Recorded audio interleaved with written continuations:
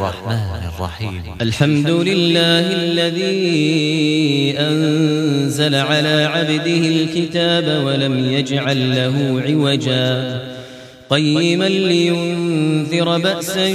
شديدا من لدنه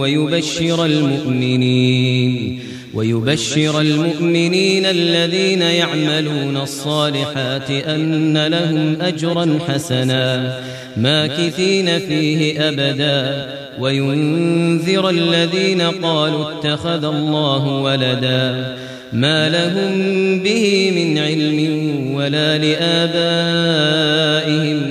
كبرت كلمة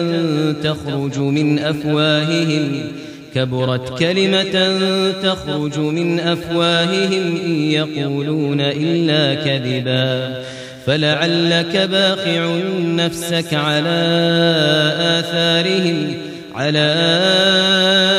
آثارهم إن لم يؤمنوا بهذا الحديث أسفا إنا جعلنا ما على الأرض زينة لها لنبلوهم أيهم أحسن عملا وإنا لجاعلون ما عليها صعيدا جرزا أم حسبت أن أصحاب الكهف والرقيم كانوا من آياتنا عجبا إذ أوى الفتية إلى الكهف فقالوا ربنا آتنا من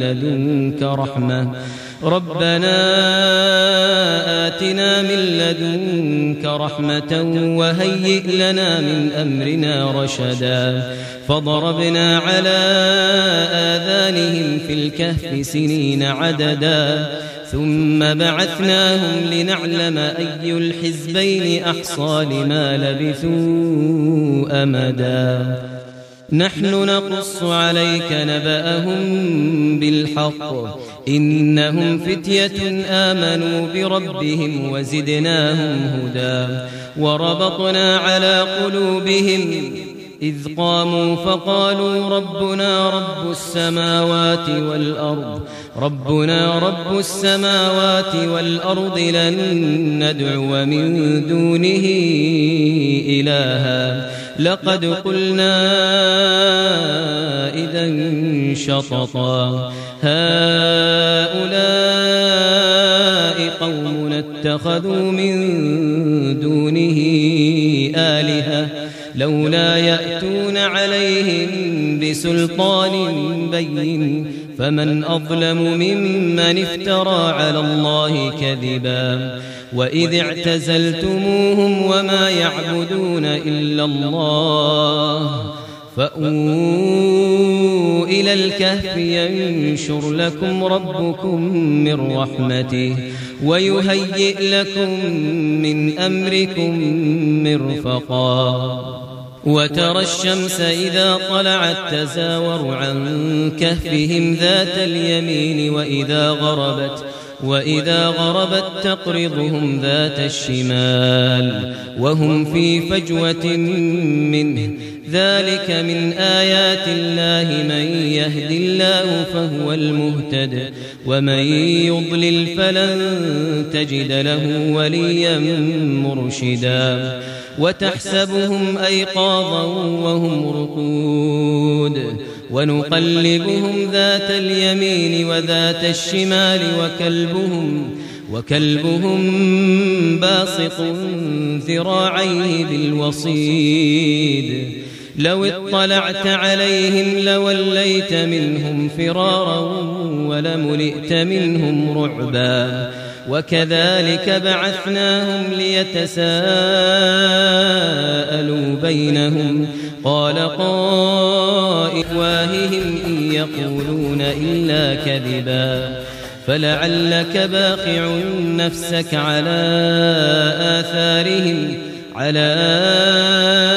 آثارهم إن لم يؤمنوا بهذا الحديث أسفا إنا جعلنا ما على الأرض زينة لها لنبلوهم أيهم أحسن عملا وإنا لجاعلون ما عليها صعيدا جرزا أم حسبت أن أصحاب الكهف والرقيم كانوا من آياتنا عجبا إذ أوى الفتية إلى الكهف فقالوا ربنا آتنا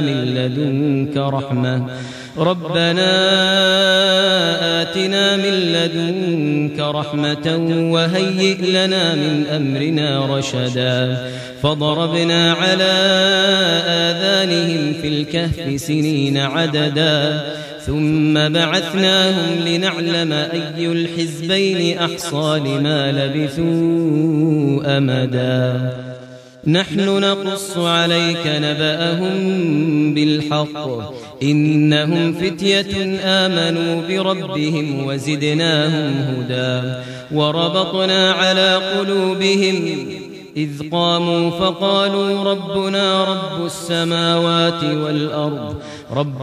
رب السماوات والأرض لن ندعو من دونه إلها لقد قلنا إذا شططا هؤلاء قومنا اتخذوا من دونه آلهة لولا يأتون عليهم بسلطان بين فمن أظلم ممن افترى على الله كذبا وإذ اعتزلتموهم وما يعبدون إلا الله فأووا إلى الكهف ينشر لكم ربكم من رحمته ويهيئ لكم من أمركم مرفقا وترى الشمس إذا طلعت تزاور عن كهفهم ذات اليمين وإذا غربت تقرضهم ذات الشمال وهم في فجوة منه ذلك من آيات الله من يهد الله فهو المهتد ومن يضلل فلن تجد له وليا مرشدا وتحسبهم أيقاظا